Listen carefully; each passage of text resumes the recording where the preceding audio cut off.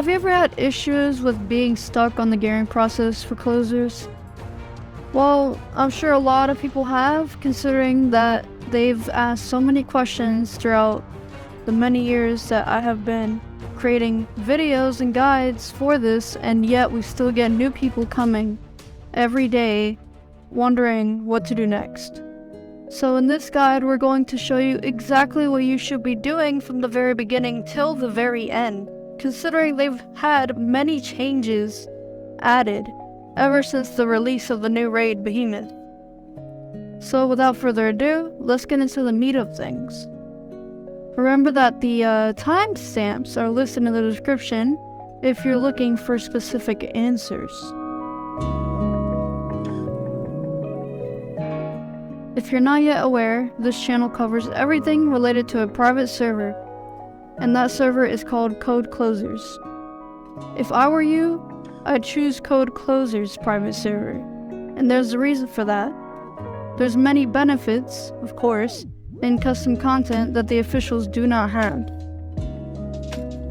Now remember that this is literally only an opinion, but it's something I do suggest doing. Also, while we're at it, as you know, I stated that this isn't the official server, and because of that, the guide will be a bit different in comparison.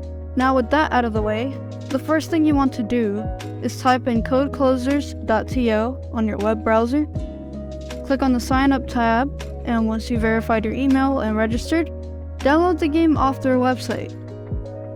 You can also see how that there's a donation option. When donating, you can get items that are exclusive for your character. This can make the gearing process faster, or simply to just customize your character. Anyways, now go ahead and boot up the game and wait for the process to start. As soon as you create an account, you'll be taken to the character select screen. One thing about Code Closers is we do not have level boost events like in the officials, due to the simple fact of already having the benefits of 300% experience points, credit gain, which is in-game currency, and PNA, which is a passive that you can level for your character later in the game. And these are for every player. If you're wondering, yes, there is a level cap in this game, which is level 90 at the time of the video. Level 92 is max on the Korean server that we should be getting very soon, along with a new character. Anyways, we're getting a bit off topic. Once you create your IGN and pass the tutorial,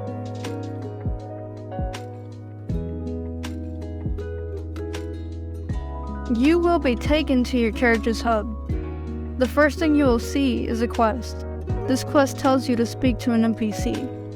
While speaking to them, you'll be given some gear that you can use.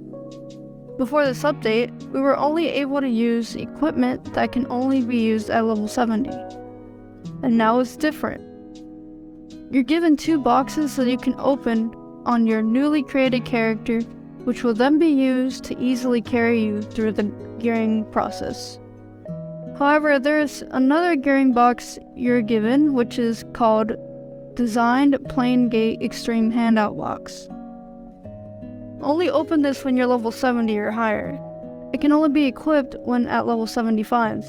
For a quick explanation that we'll get into later, the reason why you're able to open it at level 70 is because as you progress through the main storyline in an area called Planar Gate, you'll be given a buff that allows you to wear equipment that's 5 levels higher than your current level.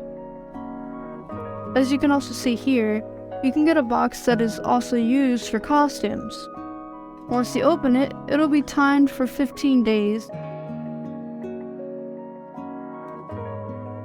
so you can customize your character's voice,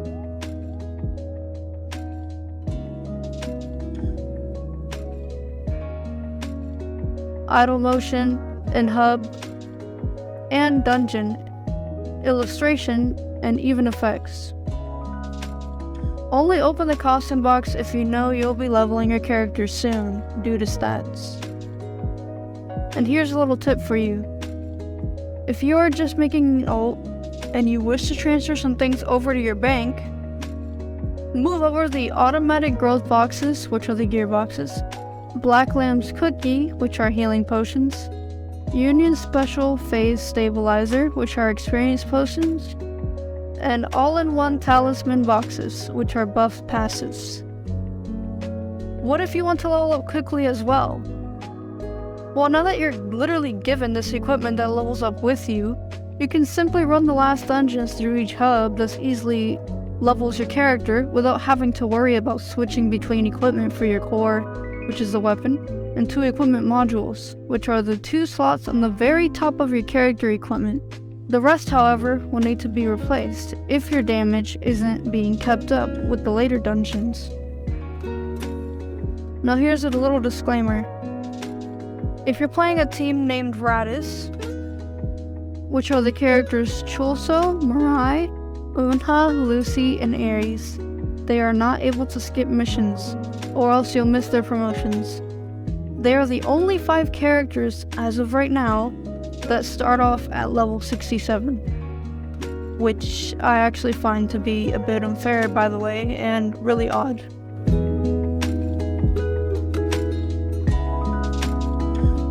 Before we get into this, let's pretend you haven't reached level 55 yet. If you look at your side quests, which are the grain missions, go to a hub called International Airport. This area will allow you to unlock a new equipment slot. The quest is going to be called Unlocking the Amplifier slot. Make sure to run that quest before carrying on with whatever is done next. Keep in mind though, Radis characters is a no-brainer. All you do is run the main quest line and it'll unlock it for you for a Radis team member. As you progress on any character, reach level 55 and you'll unlock the hub that was mentioned in the beginning. This hub is called Planar Gate, also stands for PG, an abbreviation from the player base. Simply what you need to do here is run the main quest line until you get to a mission that gives you a box. This box contains 3 days of VIP and a buff called Enhancement Device. This buff is what I mentioned previously that allows you to wear gear that is 5 levels above your character's current level. Use this and go ahead and finally open the designated Plane Gate box. Once that's open, equip it and you'll be set to go for many missions to come. Keep in mind though, this is nowhere near endgame equipment. Eventually you will need to replace these equipment pieces later in game, which I will go ahead and explain now.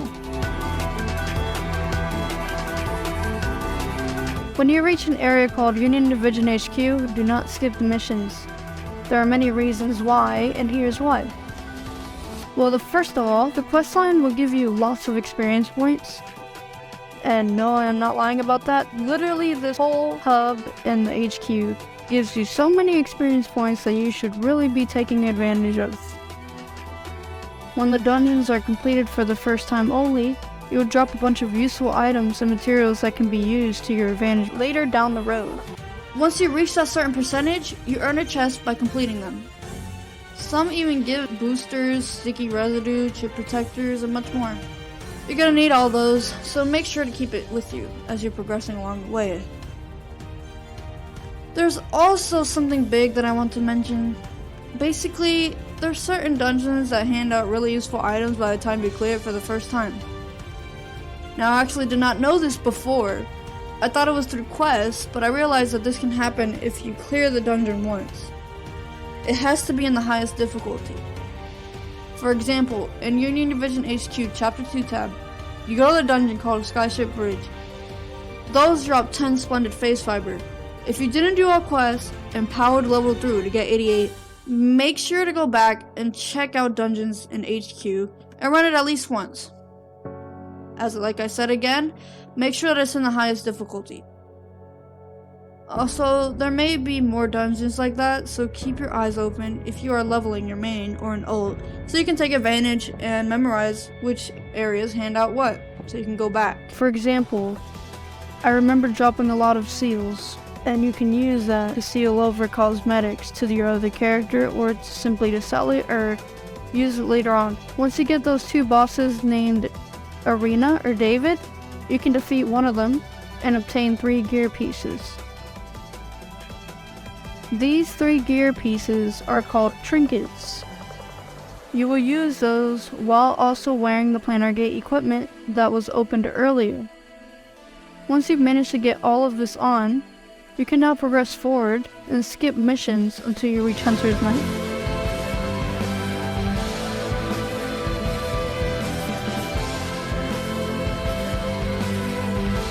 This area is highly recommended to not be skipped.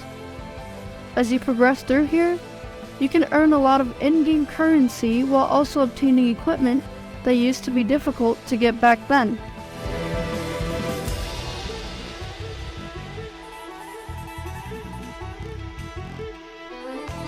It used to be required to craft using certain materials.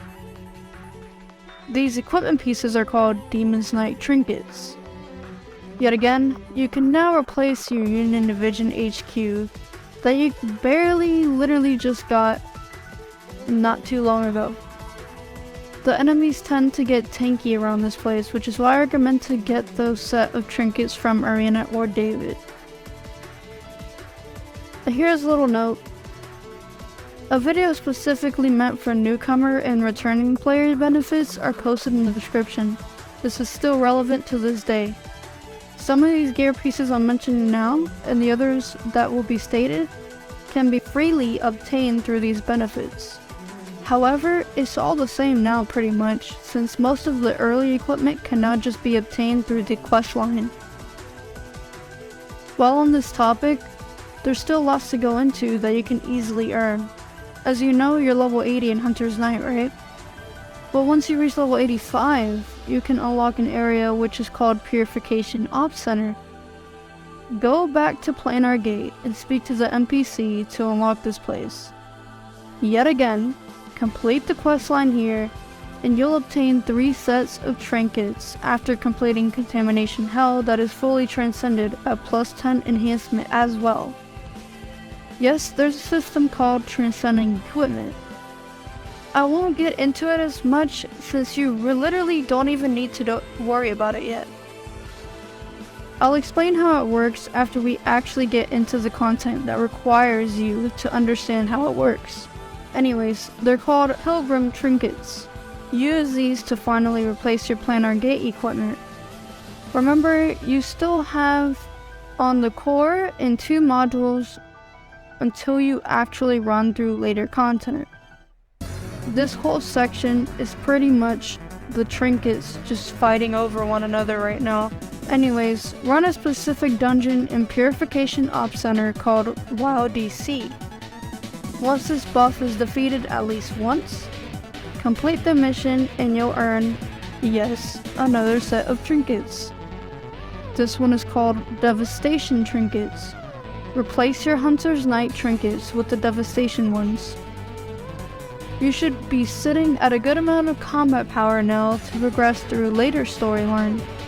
Before we go any further, I want to make sure we're on the same page here. This is a simple image used to describe what trinket goes after the other, while the levels are stated right above them.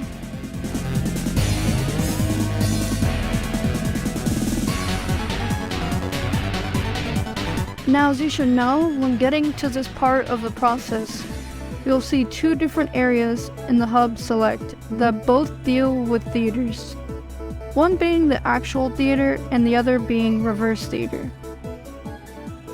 First thing you do at this point is get your level 85 character promotion at the normal theater.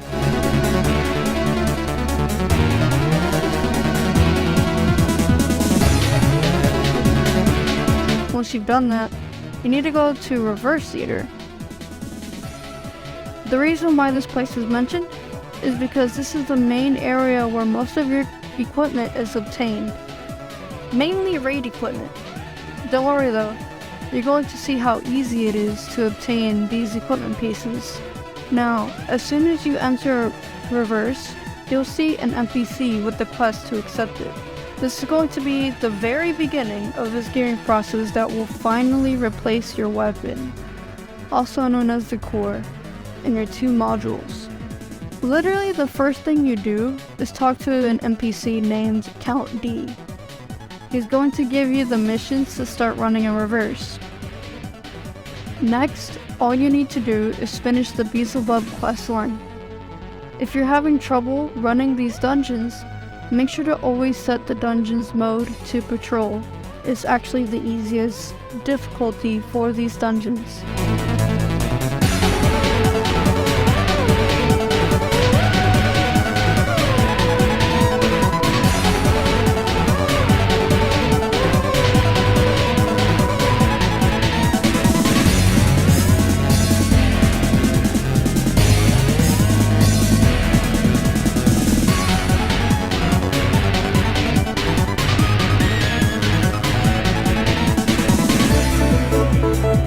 Once the questline is completed, you're literally going to be given a full transcended Beelzebub weapon of your type, a set of modules, and triggers.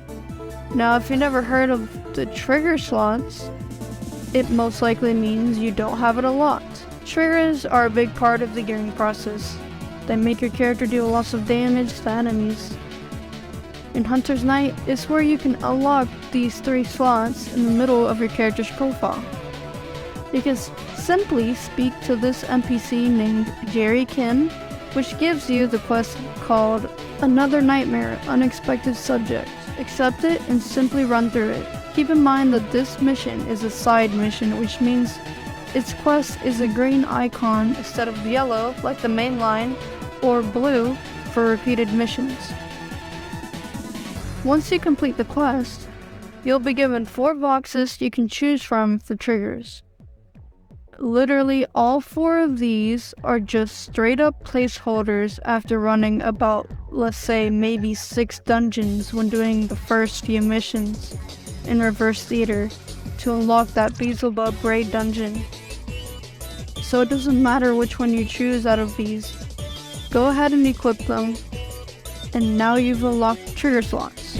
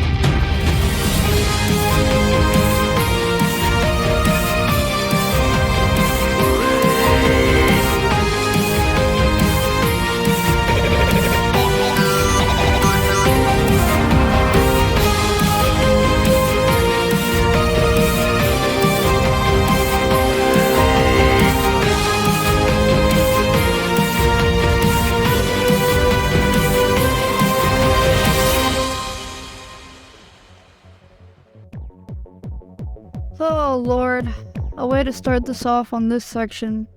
Are you an OG player, like an original player from Closers? Do you guys remember the old Tiamat that used to give a lot of Malik boxes back then?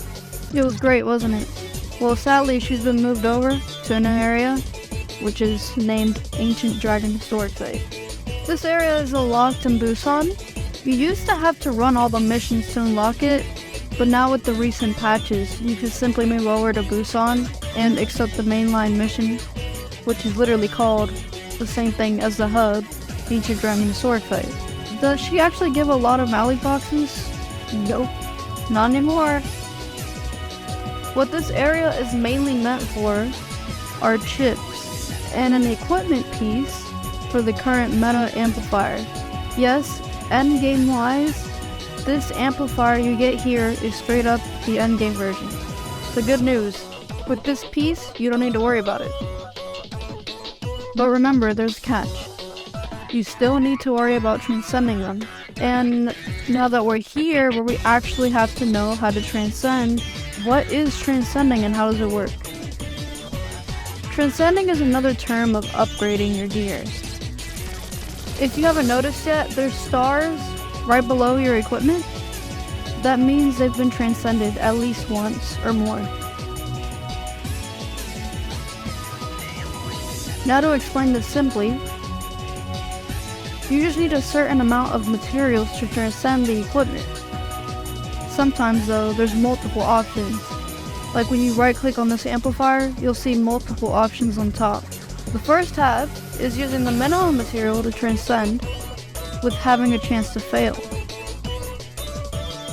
You can use an item called Transcendental Elixir to try and try again without consuming the materials you have.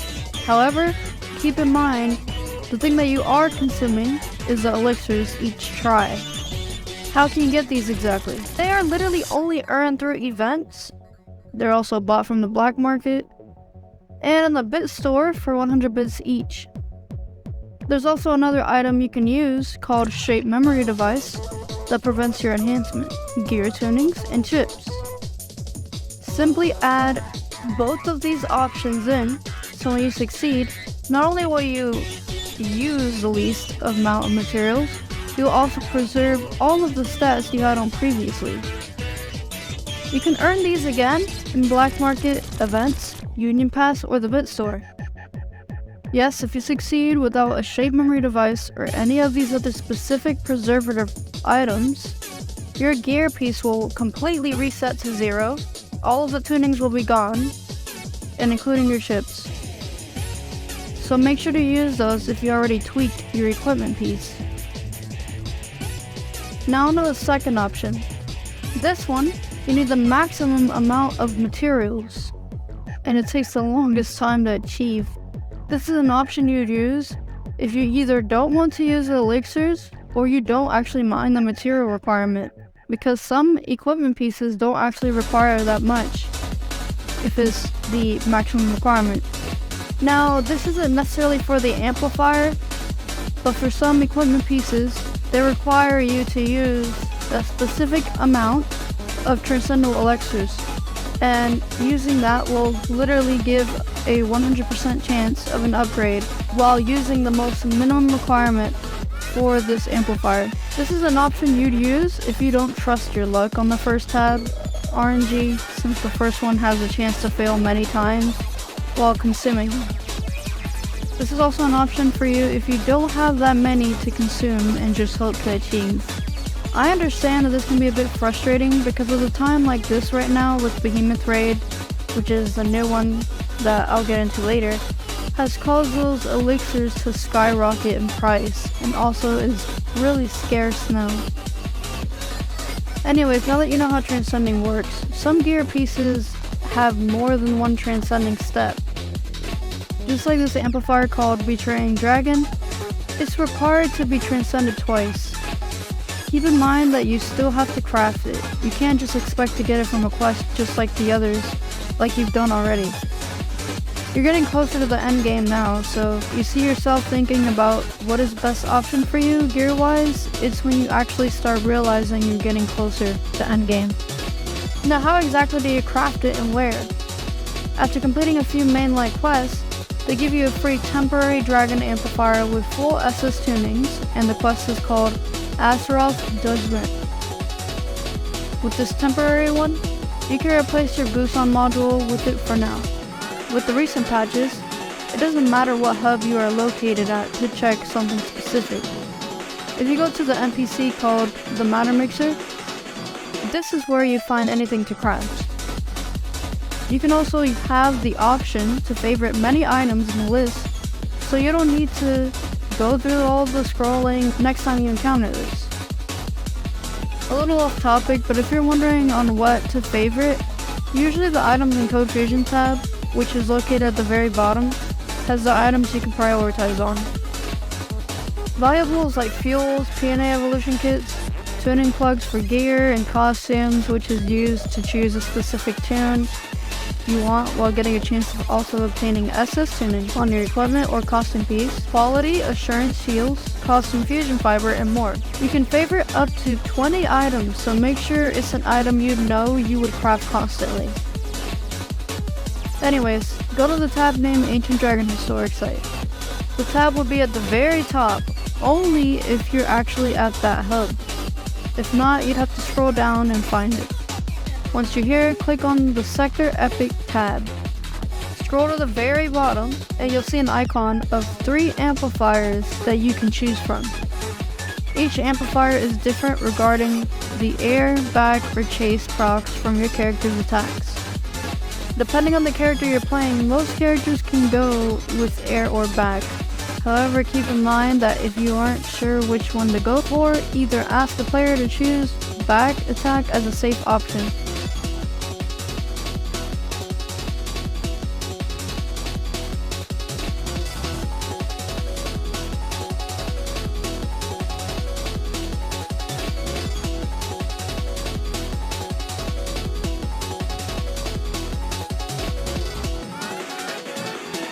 The gear requires no credits to craft, so that part is free, but it requires sticky residue, which is dropped from any dungeon. This is not that hard to actually acquire. New materials like Origin Gate and Trader's Yoke are only earned in this area. To be specific, Origin Gates are dropped in dungeon bosses only. No more dungeons such as the first one is not where you can drop this material. You can have more than one character run these dungeons to stack on Origin Gates, since they can be bank shared over to your main character. Anyways, you need 100 of these, and usually bosses drop them 3 to 5 each run. Now keep in mind, you can earn a lot more in a dungeon called Dragon Sentence. Just like the bosses, this is also unlocked through running the main questline here.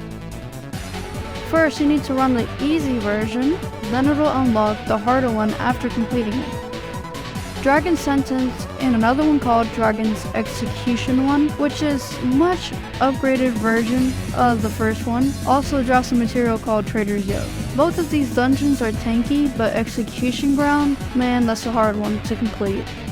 That's a dungeon you shouldn't worry about running until your mutant PNA is maxed for your dragon type, and you're at least 30 million combat power or higher. Yeah, forget about the Execution Ground for now. You're going to need to focus on the easier version for Dragon Sentence. Drop these materials, stack up on them, until you eventually get enough of these. You can craft the Trader's Yoke by using the material called Memory of Betrayal. This can only be dropped on the harder version, so please only enter if you're actually truly ready. Trader's Yoke is actually also bank shared, by the way. Once you eventually gather enough materials for this amplifier, now you need to worry about transcending it. You need to go to the NPC, press D, and right click on the equipment piece. What you see here is something called Nightmare Orb in Trader's Shackles. These specific materials are literally only obtained in the hardest dungeon in this area, which is Dragon's Execution Ground. Now that I got that out of the way, you know to steer away from this until you're actually equipped to running it. This is something you worry about endgame, but since we are on the topic for Dragon Amplifier, you have the option to upgrade using the most minimal method which I honestly recommend doing if you're struggling with running the dungeon or the longest method. Also, quick tip, if you have alternative characters aside from your main, you can run Execution Ground and gather these shackles to move over to your account bank. The orbs, though, are sadly character specific. They can't be moved over, so you have to make sure you destroy these enemies. Anyways, if you actually upgraded this, you now have one more time to transcend it, and then your amplifier will be complete. Again, go to the NPC and press D. You'll see that you now acquire 400 origin agates, 300 shackles, and a new material called Schrader's Handcuffs. Both origin agates and shackles are bank shareable to your account bank, which is why I highly recommend alternate characters to gather materials. You don't need to worry about getting the old costumes and stuff, just gather materials on your main to gear your second, third, or fourth character later down the road. These handcuffs specifically, though, are not. But keep in mind, if you look at the Ancient Dragon Historic Site tab, you'll see something underneath the normal ones named Trader's Mirage Handcuffs. These have a purple background to it. Using the normal ones you get from Dragon's Execution Ground, you can craft the purple version and move it over to your main. Craft them on your ult and move the Mirage Handcuffs over. Use these to craft the normal ones back onto your main character, and gather enough shackles to eventually upgrade your amplifier to the maximum. Remember that you can also use chips to do better with this equipment stat-wise. Now, what exactly are chips? You'll see what chips are once you complete a certain amount of missions here. Press escape, click the chip icon, and you just need to craft one chip with the box they give you from the mission. That material is used to craft the one chip. Chips are pretty much another term for sockets on equipment. This is used to give you more raw stat, attack speed, critical damage, and so on. There's an entire chip guide I made a long time ago that's actually still relevant, and it's if you need to know more about it. Now, there's actually something specific that your amplifier needs to go for. If you press escape, click on the chip icon, scroll down, and you'll see the Tiamat section. This is the ones you need to craft specifically for the amplifier alone. Not the 3 first ones, by the way. It's the ones after it. You have to make sure you know what type of your character is. Rewind back, and when you created your character, it's where it states what type is the character. Some are physical, others are magical or hybrid. Anyways, these are the ones you go for, and keep in mind, as you can tell by all of this, origin gates are a super valuable item. Always make sure to stack up on these because even with chips, Tiamat chips specifically require 75 origin gates per chip. Now that you know what to do in the future for this amplifier, let's get back to the rest of the gearing process.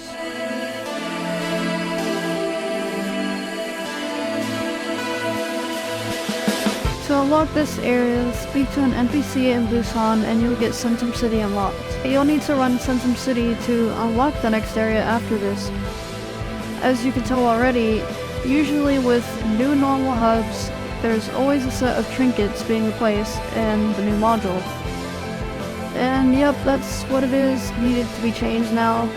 Your one module that is your Busan module and your Busan trinkets that needs to be changed to Omega Knight trinkets. They're all earned on 2 specific bosses that are named Gina Grace and Omega Knight. Just like Hunter's Knight, do not skip the mainline missions here either.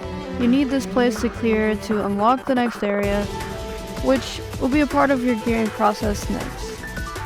Anyways, once you unlock Gina Grace and Omega Knight, they usually hand out tickets to run this area more than once.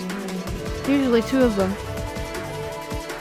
Gina Grace can only be ran solo, while Omega Knight can be ran with the party. If you go to the Matter Mixer, which is actually just in any hub, you'll see that Centum City tab. If you click the Sector Epic Gear tab, you'll see a module named Speedstar Module. This is what is going to replace your Busan module. You'll then see a set of trinkets called Inferno. The module alone is only obtained by running Tina Gray's boss only. Why? Because every boss run for her drops are specific materials, which is a bug. Yes, a bug. This was not mentioned earlier because the other gears can easily be obtained through the questline, but now that it actually have to be crafted, you now need to know what bugs actually are. It's located on the mission tab that can also be account bank shared. So you can run this on multiple characters at once to get this module much quicker. She drops 6 bugs per run. Not only will you need bugs, but you'll need Sea Breeze, which can be obtained back in Reverse Theater in the Asmodeus dungeon and raid bosses, specifically Asmo and also Busan. Busan drops a ton of these as well. You can buy them from the market too. You need to get 340 Sea Breeze total for this module, but also 9 of these materials called After Image of Promptitude. These are not dropped, only crafted. You'll need 70 Sea Breeze while also having enough Promptitude bugs. That's what Gina bugs are called. You're going to need 198 Promptitude bugs, 750 Sea Breeze, 144 Chromatic Phase Essence, and 9 million credits to get this module. If you think about it, yeah, it's gonna be a while, but don't worry, I'll tell you something exciting after I'm done explaining the Centum City area. Anyways, you see the Infernal trinkets? A Mega Knight, James clone, which is a younger version of himself, drops Hellfire bug lumps.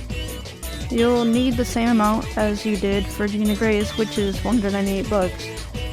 As for the other materials, you'll need 570 Sea Breeze, 144 Stick Residue, and 16.2 million credits for these trinkets, which is a total of 25.2 million credits. This is basically what needs to be done for these. Replace your Busan module with this, and your Busan trinkets with the Inferno. All this talking for this area when all you can do is skip this gearing process entirely in Centum City? Did you know that? Well, one thing's for sure, you can't just skip these missions, but this is still worth mentioning, since you'll still need much higher combat power for the next area. Plus, you can always make this equipment using Grimoire dimensional boxes that can always be dropped in Grimoire dungeons or crafted with a dungeon called Nightmare Variant, a custom dungeon in Code Closers with its own set of PNA. So you can just move that gear if you already crafted it and use it for an ult.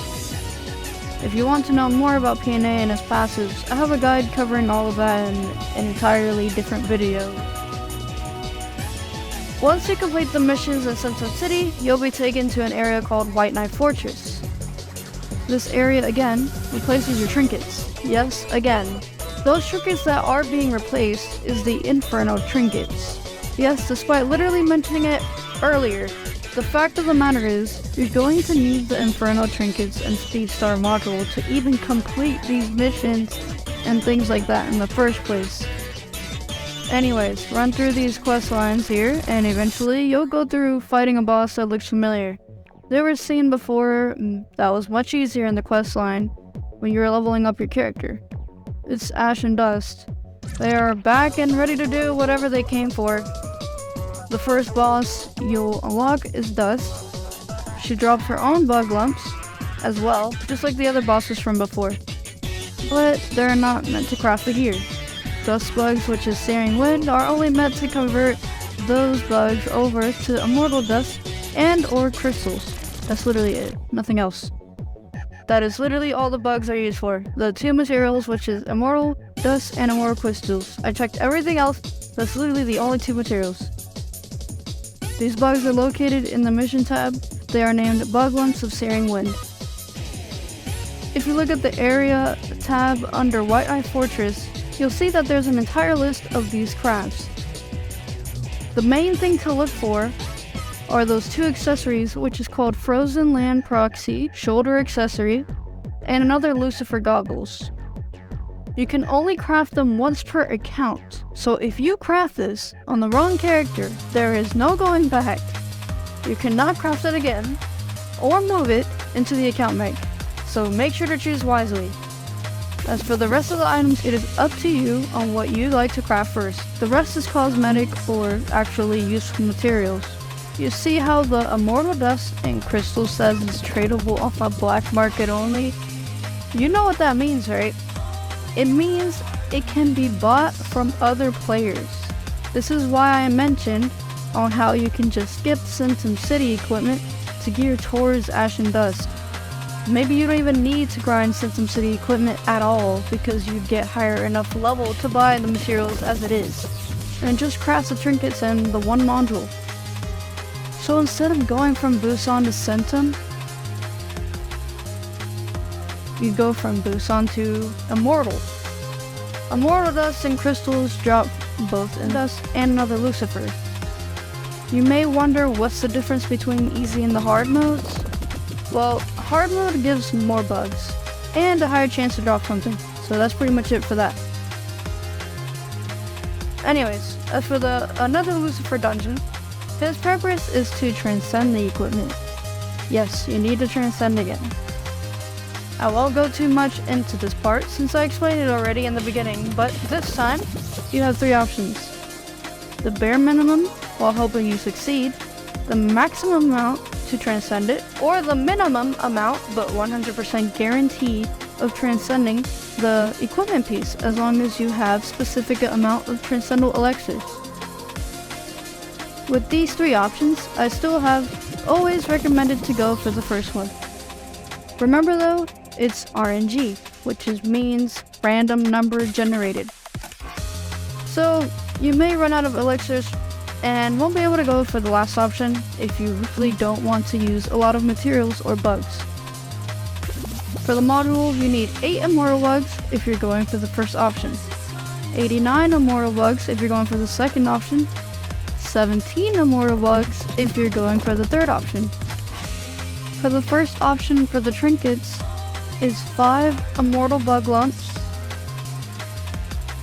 33 for the second option, and for the final option it is 13. Now this is only for the first part of transcending it. The second part is obviously going to have a lot of more material requirements, so make sure to be on the lookout and save up for that amount.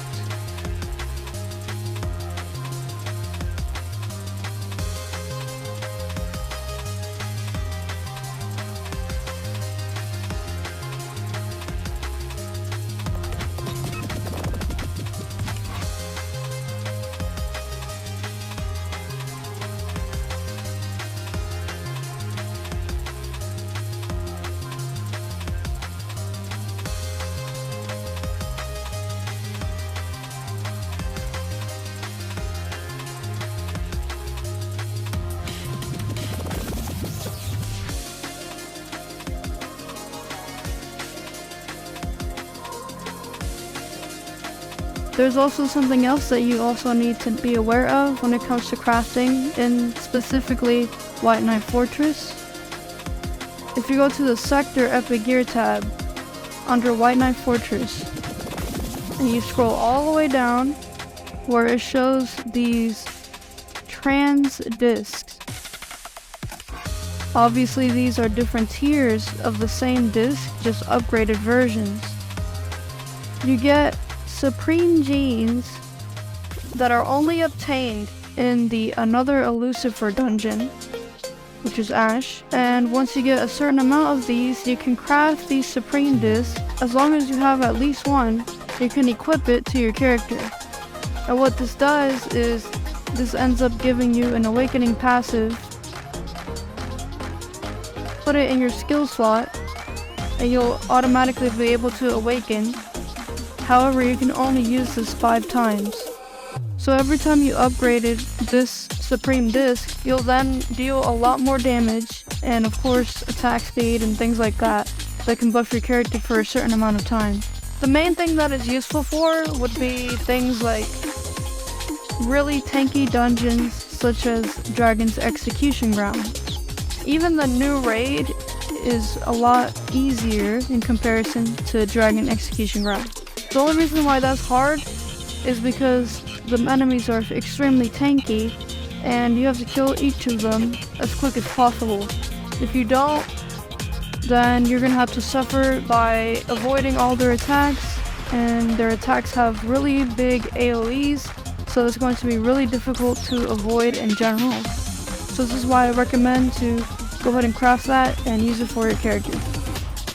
And the things that you do consume when using it is a thing that looks like as if you're looking at the resurrection pills, because they're basically the same thing. They look the same, except it's yellow version. You get those weekly, called awakening capsules. And if you want to see where you actually get this in, is if you look at the Union Watch tab on the very bottom, you click on the second tab where it says weekly mission, and where it says clear dungeon mission, you basically have to clear 35 dungeons and you'll get awakening capsules. You do end up running out, like I said, you can only use this 5 times a week. By the way, this doesn't increase TCP in the hub. Once you use it in the dungeon, it will obviously increase your combat power, but not in hub. Now we're actually getting really close into the final part of this video, but it's still quite a lot to explain. Now this is an actual raid. You can form a 12-man party at the NPC on the far right of the stage. Just a quick reminder, you unlock that NPC after completing the raid mission for Machine King, also known as Belfiur. What's the purpose of this raid? Well, it's meant to replace your Asmodeus core and modules.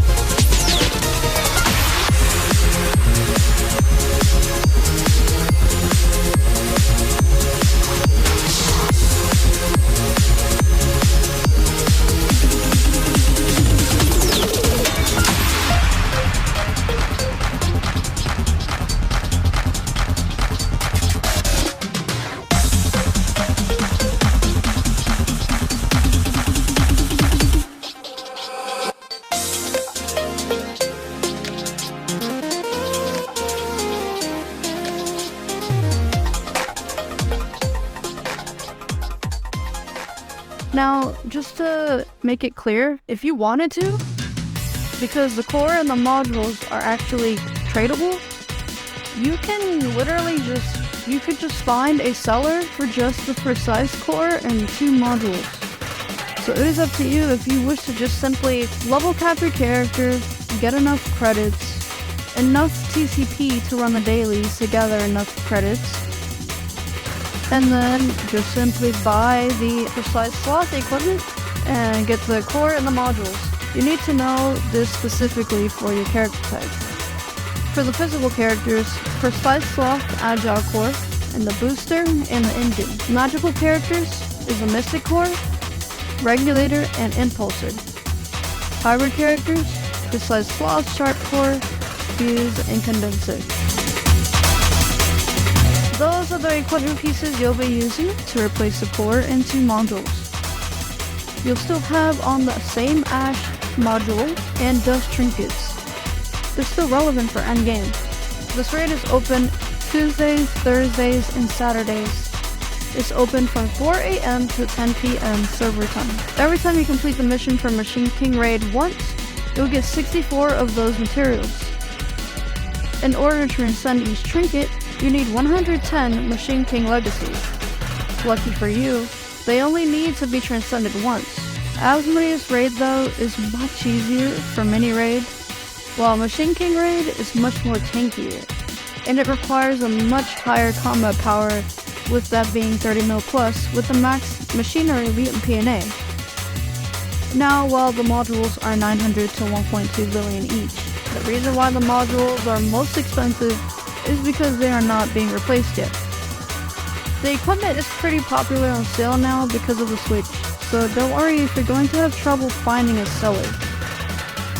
Though players like me don't mind carrying you through the mini raid for Machine King, there's players though that want the mini raids to be done quickly, which is why they have a requirement. If you're wondering, Asmodeus and Beelzebub Raids used to be an actual 12-man raid with specific days being open, but now it's every day. Now that Machine King and Beast King raids took over, it's caused the other two to be their own thing, which means they're still pretty much bosses now.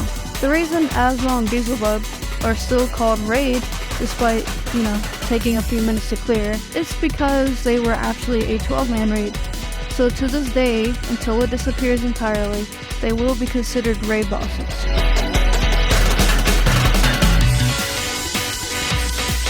Behemoth, also known as Beast King Raid, or BK for short, is the final raid during this time. You're finally going to replace your Asmodeus triggers with the Beast King ones. There's multiple of them too. The first quest you need to complete is called Accept the Mission named Beast King Confrontation.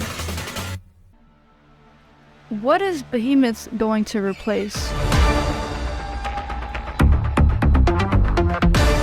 It's going to replace your core, your triggers, and your Machine King trinkets.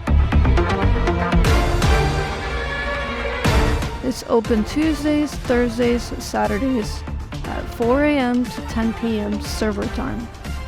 Every time you complete the raid when it's open, you'll obtain certain materials like Pebble of the Great Plain. Pebbles of the Great Plain are also used to transcend and craft the trinkets as well as the triggers itself. Literally, the materials that you would mainly need in order to transcend or do any sort of progress when it comes to Beast King is the main source towards the process of actually upgrading and crafting the gear in the first place.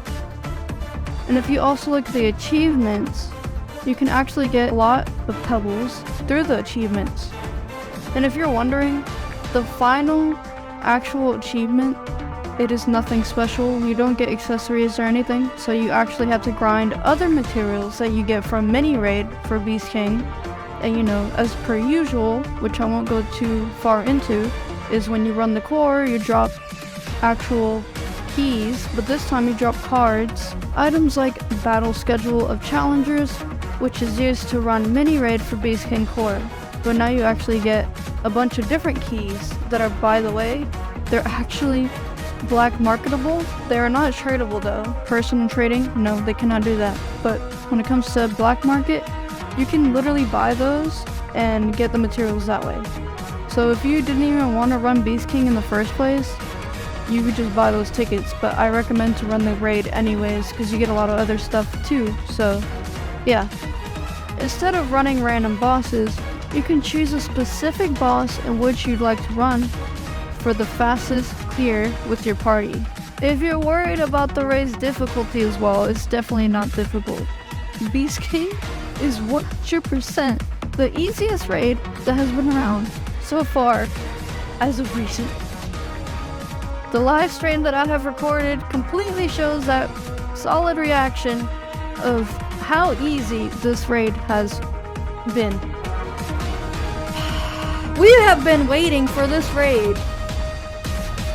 This raid is a lot easier than freaking MK Raid and Asmo Raid.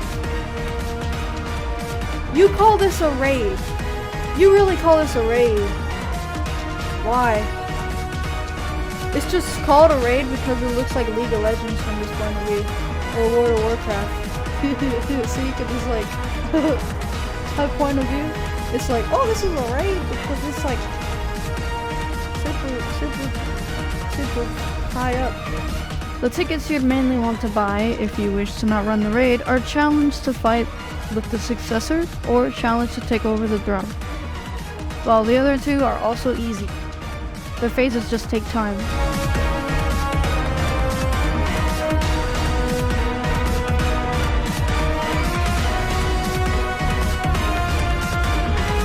The other two bosses, specifically with the female and the main court boss, are the easiest ones that can literally be cleared within 2 minutes or less if you have a great party to spam with. Yes, I literally don't even remember their names, the reason why is because they do not interest me. So I simply just beat the boss, get the materials that I need, and get over with that. When completing the raid itself, you'll get something called Trophy of the Winners, which isn't a trophy, but it's a chest that contains pebbles mentioned earlier, and one of the materials used to craft accessories, or even equipment. But the accessories that I'm talking about are meant to eventually replace your Machine King accessories. I didn't mention costume accessories earlier in the video due to the fact that the main purpose of this guide is all about the equipment itself.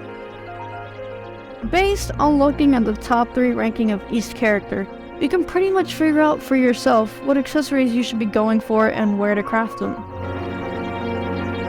Speaking of where to craft all of this, you can craft it in any hub under the tab named Fantasy World Dream Theater, Behemoth Interview. If you scroll all the way down, you'll see 3 accessories, which are used to eventually replace the current accessories you're wearing. The materials that's required to craft them are earned by literally dismantling the legendary cores. There's 4 different ones, by the way, and all on a specific character class. This was really overwhelming for me when I first saw this because I didn't know exactly what they were talking about until reading all of their stats and everything that they were meant to do. And then you'll understand and get a gist of what you should be going for. And let's be honest, the player base already listing out their prices and showing which one's the most expensive already automatically tells you which one is best. But you know, you can always ask just in case you are skeptical. Go ahead and craft those Beast King trinkets and red triggers. Oh, and by the way, remember the green Asmodeus triggers from before? They were actually for credits that gave you a 30% credit bonus. But the Beast King triggers, oh lord, they give you a whopping 150% without transcending it. These Beast King triggers that are purple don't need to be transcended, due to the fact that item drop rate and credit bonus stay the same even after upgrading them. Do not waste your materials on these triggers. Use those materials for the red triggers called Beast King's Vow. Get red for damage, purple for grinding credit and dropping stuff. Trust me, these purple triggers has done wonders. Now that we got the trinkets and triggers out of the way, let's take a look at the cores you can get from here. And I need you to bear with me because this can be a lot to dig into. These are very unique in comparison to what we've ever seen before in closers. Normally, you'd get a simple core for your character that simply increases your damage. There is no actual effect on these past cores, however this time is different. And they made it super interesting. If your precise sloth core is already enhanced a whole lot, like let's say plus 18 or higher, save enough enhancement fortifiers. These are used to enhance your equipment. If I were you, I would literally save up 250 of them. With the recent patches, it's got players either failing their equipment fodders or plus 1ing on accident due to the increase of enhancement success rate because of the plus 25 patch. It used to be plus 22. There's 4 cores total, and they are called Transformed Envy's Successor, the Super, Onlooker, and Guardian cores. All of them are okay on base stance, they're all the same, but their effects are completely different. You can actually craft these, by the way, if you have terrible luck, and don't know what else to use the materials on after running a lot of mini raid runs. Anyways, Successor is meant for dodging. It gives you a buff called Super Sense and Feline Pendulism. Super Sense is activated when dodging at any time, while Feline buff is activated after a successful dodge. Super gives a buff that increases your total physical and magical attack power by 9%, which is a duration of 45 seconds, and physical plus magical raw power plus 1,800, which can be stacked up to 2 times. The other buff, Feline, gives you movement speed upon a successful dodge for 8 seconds. If you know you will use the dodge a lot, go for the successor core. Now here's the super. The super is simple. You attack an enemy, it'll give them bleed damage. This causes them to be continuously damaged despite you not even touching them. Bleeding damage deals 1.25 billion damage every 2 seconds. Bleeding lasts for 30 seconds and will be on cooldown for 2 seconds. Now for the Onlooker core, Onlooker gives a buff to where you attack an enemy, and vines or thorns can be summoned every 6 seconds. This deals 4 billion damage. Vines give 5 billion true damage. Nearing Jungle buff gives attack speed plus 7.5%. Spine Flower is also a rare chance to be activated. Now for the Guardian's core, which is the one that I use on my Livia, and is actually kind of considered meta now. Guardian is self-explanatory, and it's what most players use. You get a buff called Beast King's Rampage, which activates a buff that gives plus 2,700 magical and physical raw damage, attack speed plus 5%, movement speed plus 10%, and when hitting an enemy, you have a chance to heal 1% of your max HP. You can also get a buff called Guardian's Ward. This deals 10 billion true damage when awakened, with a cooldown of 45 seconds. The most expensive core right now are the Successor and Guardian cores. Ranging from 3 to 3.5 are for the physical characters, while 1.5 to 2 bill are for the hybrid and magical characters.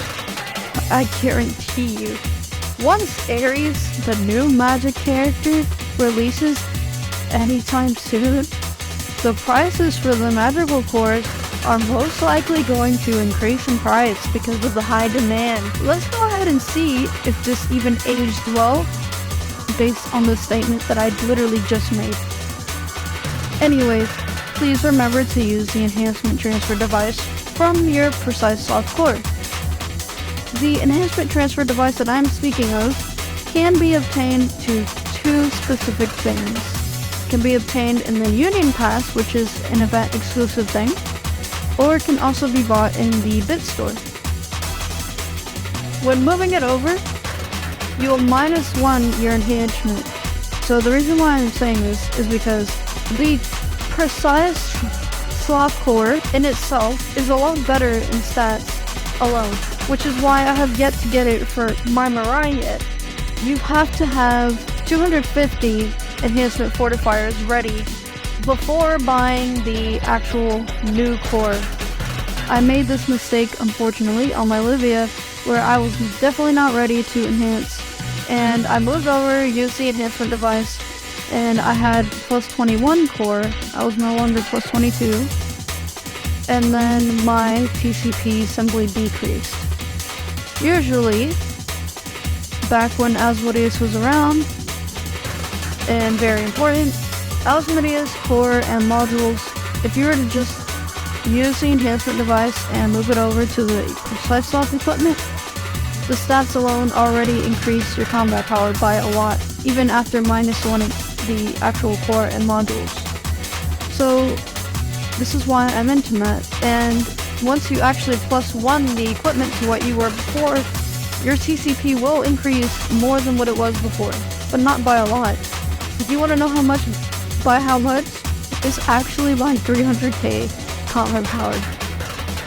So it's still really good, especially with the passives it gives. Freaking Precise Sloth was not able to do this. Asmo was not able to do this. Beelzebub equipment was not able to do this. So this is why I recommend to go for this equipment. Anyways, this is what you should have on now. In Code Closers, we should be getting newer content very soon once this video has been uploaded. You can always come back and use this video as reference in case you're lost during the equipment process and what quest to go to. The thing about this is, I know it can tend to get a bit overwhelming, which is why I always am making sure to provide all of you with the knowledge I have the best I can.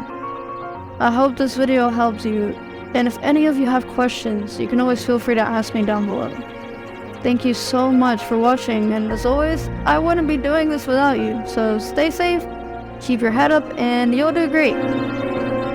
I'd like to give a special shout out to a player named Yaksha who decided to be very kind and draw something for me, which is a Mirai. Decided to wear it one day and then they just decided to draw it, and you should go ahead and check out their stuff. It looks really nice, what they can do. They have commissions open, so if you ever want to check out what they'd have and try and order some commissions from them, then there you go.